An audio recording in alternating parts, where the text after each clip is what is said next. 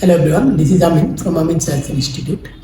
আজকের এই ভিডিওটি করার উদ্দেশ্য হলো আমাদের ইউটিউব চ্যানেলে এবং আমাদের ফেসবুক পেজে অনেক লাইফ স্কিল স্টুডেন্টরাই রিকোয়েস্ট করেছেন যে স্যার আমাদের কিছু কমন লাইফ স্কিলের টপিকস নিলে ভালো হয়। এরই প্রেক্ষিতে আমি ভিডিওটা তৈরি করতে যাচ্ছি। তো এখানে যে বিষয়টা হলো যে এই মাসে যারা পরীক্ষা দিবেন বা আগামী নভেম্বর, অক্টোবর, নভেম্বর যারা পরীক্ষা দেবেন তারা এই টপিকসগুলো প্র্যাকটিসে রাখতে পারেন। ইনশাল্লাহ এই টপিকসগুলো থেকে আপনারা আপনাদের পরীক্ষায় কমন পাবেন। তো প্রথমে আমরা দেখে নিই ফেজ 1-এ যে বিষয়গুলো আপনারা লক্ষ্য রাখবেন সেটা হলো যে নেম, সারনেম, এগুলো আপনার স্পেলিং সহ কারেক্ট রাখতে হবে। তারপরে হলো আপনার লিভিং প্লেস নিয়ে কোথায় বাস করেন, এটা সবচেয়ে একটা ধারণা।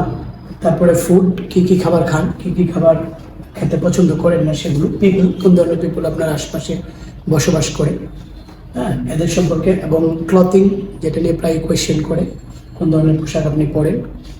তারপরে আছে আপনার ফ্রি টাইম অ্যাক্টিভিটিস, সে সময় আপনি কী করেন। কেউ রিডিং, বই পড়া, কারো টিভি দেখা, কারো ইন্টারনেট ব্রাউজ করা, এগুলো more or less common topics. তারপর আসেন ফেজ 1B-তে যে উভয়কে কোয়েশ্চেন মেক করতে হয়। কোয়েশ্চেন মেকিংয়ের ক্ষেত্রে ইভিনিং অ্যাক্টিভিটিস ইদানিং বেশি আসতেছে। তারপরে ওয়েদার, আবহাওয়া নিয়ে। তারপরে আসতেছে ট্রান্সপোর্ট অথবা পার্ট অফ দ্য ডে নিয়ে। দেন আছে হলো আপনার শপিং অথবা মিউজিক, এরকম টপিকগুলো খুব বেশি পরীক্ষায় আসতেছে। তারপরে আসেন ফেজ 2, এতে যেটা চ্যালেঞ্জিং হয় অনেকের জন্য, যে লিসেনিং থেকে প্র্যাকটিস করব, কীভাবে প্র্যাকটিস করবো। লিসেনিং আপনাকে পর্যাপ্ত প্র্যাকটিস করতে হবে। এর জন্য আপনি ইউটিউবে গেলে বিভিন্ন চ্যানেল আছে যেখানে অনেক আপনার লিসেনিং দেওয়া আছে, লাইফ স্কিলস ওয়ানের। এগুলো বেশি বেশি প্র্যাকটিস করলে এগুলোতে হয়তো আপনি হুবহু পাবেন না, কিন্তু এরকম সিমিলার বিষয়েরই আপনি পরীক্ষায় পেয়ে যাবেন, অডিওগুলো পেয়ে যাবেন।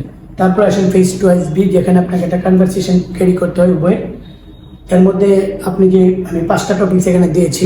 সো একটা হলো আপনার বাইং গুডস, আমরা আমাদের দৈনন্দিন জীবনে যে জিনিসগুলো কেনাকাটা করে থাকি বাসার জন্য অথবা ব্যবহারের জন্য অথবা খাবার দাবারের ক্ষেত্রেও। এরপরে আছে আপনার বার্থডে পার্টি, ওয়েডিং পার্টি, এগুলো নিয়ে ইদানিং বেশি কোয়েশ্চেন হয়। তারপরে মিটিং পিপল অর্থাৎ মিটিং নিউ পিপলও হতে পারে, লার্নিং নিউ থিংস। দেন আসেন ভিজিটিং প্লেসেস, এই ধরনের টপিকসগুলো বেশি আসে।